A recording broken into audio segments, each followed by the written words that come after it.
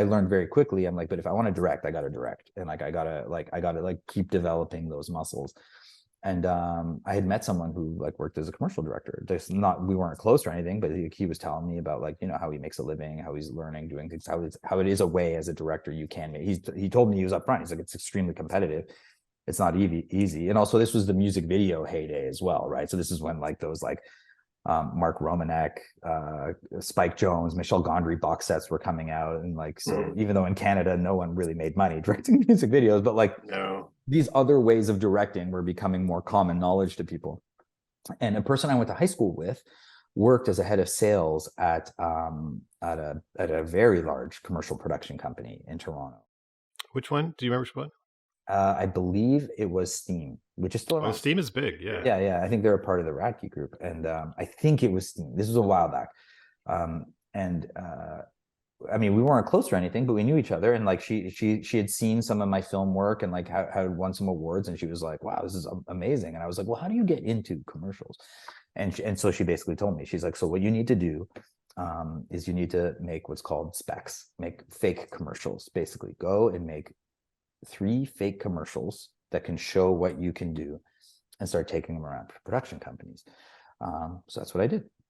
So I went and it took me, I don't know, maybe half a year in that zone, maybe 8 months to a year. But like in that time, I committed to doing that. All of them shot on mini DV on either the HVX or the DVX, you know, the ones that could shoot 24p, which again, was a massive difference.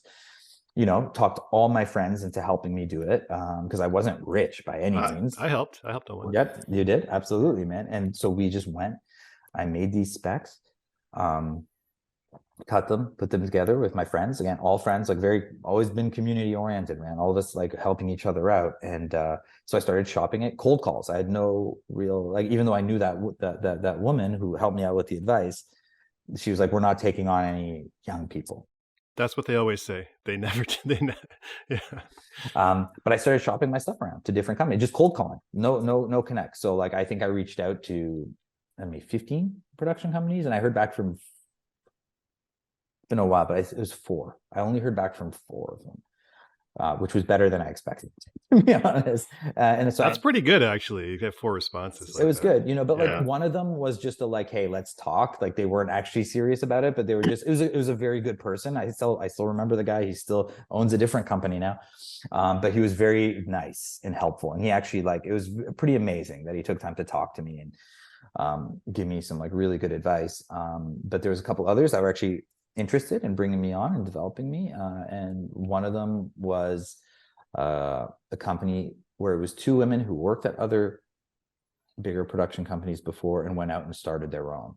And so it was really good timing for me because they had an agreement where they weren't going to try and take a lot of other Canadian directors from people for like a year or something. So their whole roster was essentially just like people from Europe and the US. So they didn't really have any Canadians for a certain tier job. So their approach was they were going to develop young Canadians.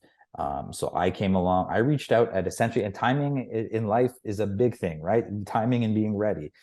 I reached out at the perfect time and they were like, "Yes, come on, let's do this." So the moment I got signed to them, and they were like, they weren't one of the big, again, they were a newer company, but they were a legitimate CPAT commercial production company. And then the moment that happened for me, even though I didn't start working for a long time, it changed the vibe with me a little bit more. The moment you're like rep by a proper company, you know, like just other people in the periphery kind of treat you a little bit different. You got rep, you're rep now, you're legitimate, you know, it's like.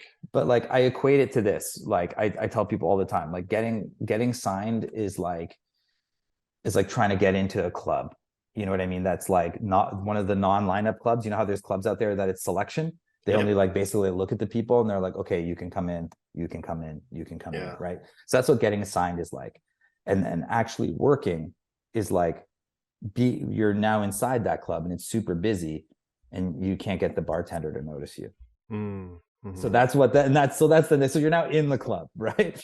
And then getting the bartender to notice you finally, like struggling, is like getting that first job. And then getting into the VIP section is like getting to be like, you're working.